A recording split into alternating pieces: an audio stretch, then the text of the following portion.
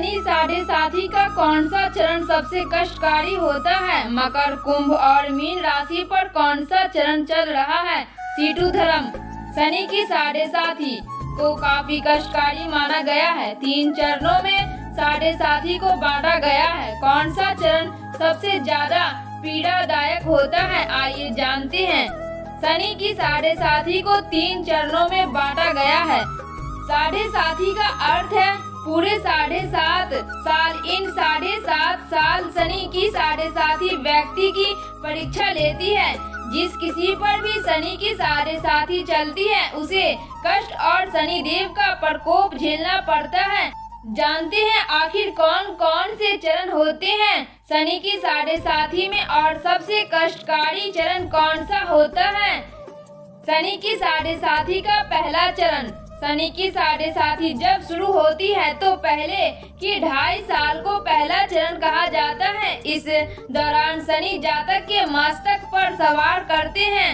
इस दौरान जिस पर साढ़े साथी चल रही हो उसे पैसों से जुड़ी समस्या का सामना करना पड़ता है। साथ ही शनि की साढ़े साथी की वजह से कई बार शादीशुदा जिंदगी में दिक्कतें आने लगती हैं।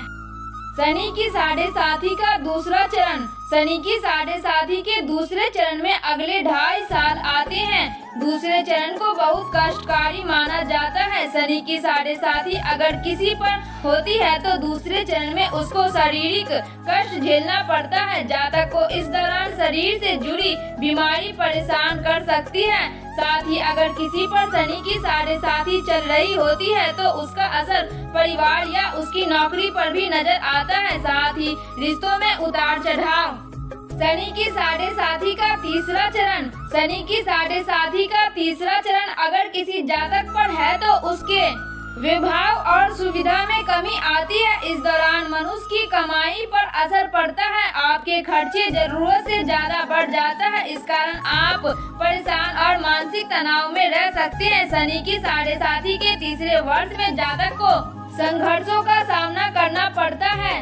वर्तमान समय में मीन राशि वालों पर पहला चरण चल रहा है। कुंभ राशि वालों पर दूसरा चरण, वहीं मकर राशि वालों पर तीसरा चरण चल रहा है।